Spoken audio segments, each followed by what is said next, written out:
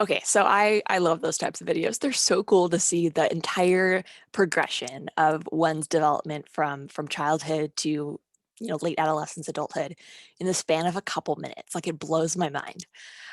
So that's what we're going to kind of talk about today, is how someone gets from, newborn, infancy, childhood, all the way up to adult development, and what those different stages look like, what your abilities are at each stage, those types of things. But to start with, we're going to touch on that chapter 3, and we're going to talk about basically how we get to be little beings that we are. So maybe you guys have heard of this debate before. So there's one of the most common debates in psychology and kind of in just research in general, is the nature versus nurture debate. This is huge. Psychologists have spent so long debating whether which influence was more responsible for different abilities, different disorders, things like that. So let's define what these two things are. When we say nature, we're not just talking about like grass outside and trees and things. Nature refers to an individual's underlying genetic disposition.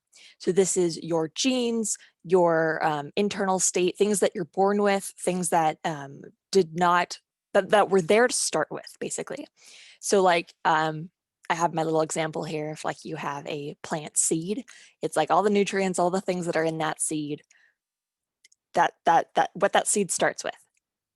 Whereas nurture is everything that happens afterwards. So after a person is born, what happens? How is that person taken care of? What are their experiences? What kind of environment are they raised in?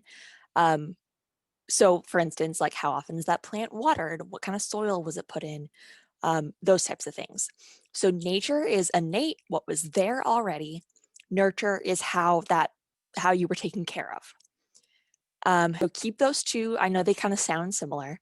Keep that distinction in your mind as we talk more in this section. So we're going to start by talking about nature. And there is an entire field that's dedicated to studying this. So behavioral genetics, if this is something that interests you, is a field that attempts to understand and identify links between each of our genes and the corresponding behavior. So they're trying to investigate the strength of our genetic influences, our nature, our DNA, on how that influences a particular behavior. But there's kind of another main keyword that we should talk about in line of development, which is how you pass on those genes to your next generation. So this word heritability is the likelihood that different variations that you observe in the population are due to your genes. So when we say variations in the population, we're talking about all the different physical things that you can observe that are different. So hair color, eye color, height, weight, everything, what we call phenotypes, those physical differences. So one thing or two things to point out. When we talk about heritability, for instance, if a certain trait is 50% heritable or something, this is referring to an entire population, not an individual. Remember how we talked about in the research methods lecture, how a population is like the entire group of interests that you want to research. So this might be, all adults in the US or something like that. Whereas it's not saying that, you as an individual, if you have a child, they have a 50% chance of inheriting some sort of condition.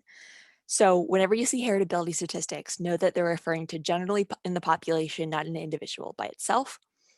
And then secondly, when you see these heritability kind of markers, they typically range between 0 and 1. And it ranges from 0 to 1 because this is kind of like a correlation. If you remember back from research methods again, this is kind of like a scatter plot that we talked about. So we know that if they're really close in line, if it's kind of like a 1-to-1 correspondence, and this line is pretty near, perfectly diagonal, it's a correlation of basically 1. It's as soon as there's 1 unit of genetic variation, there's 1 unit of observed variation. Now, the opposite of that, though, you might have a 0 correlation too. Remember how we talked about 0 correlations where there's no kind of influence there at all, right? The dots would just be all randomly all over the place.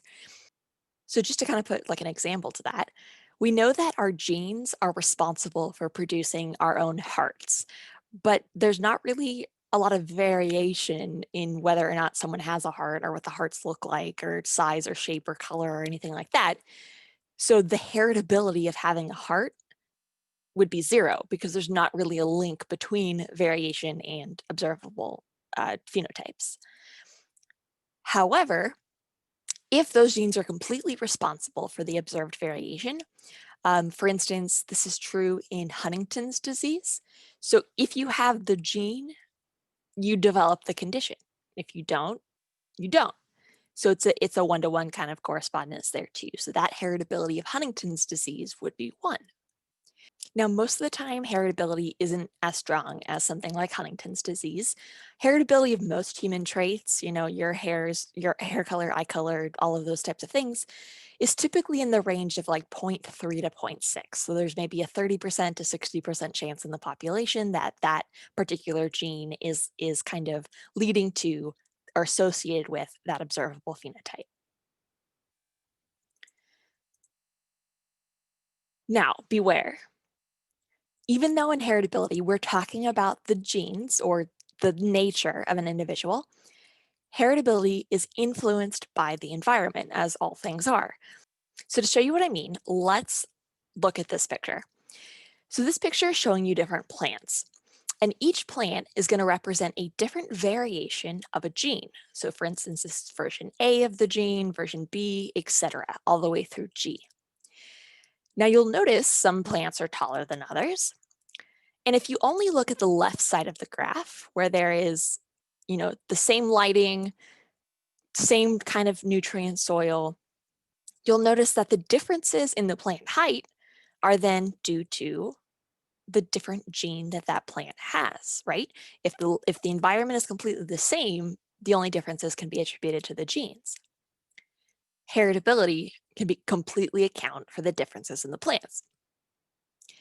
However, if you look at the entire picture, where you have some plants, for instance, let's look at A right here and A right here, it's the same gene. They both got gene A, but the plants on the left were put in normal nutrient soil, and the plant on the right was put in deficient nutrient soil.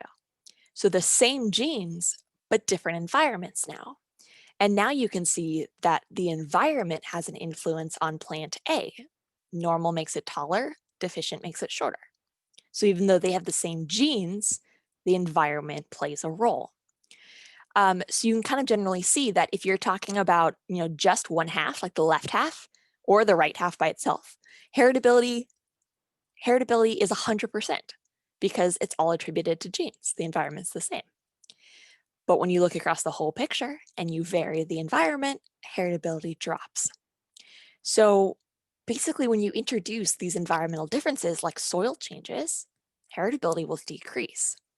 Kind of a takeaway or applying this back to our lives, this can be kind of an issue if researchers are studying heritability in an area or in an environment that's really the same, like heritability only in an extremely wealthy or an extremely poor population, or one part of the country over the other, or that type of thing, and they're trying to make a general claim about heritability. We know that it's going to definitely change depending on where your environment is.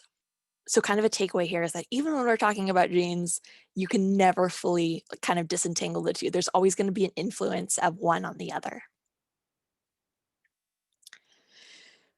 So we know that the environment can influence heritability, right? You can't just easily separate the two things, genes and environment. They often interact to produce the things that we see.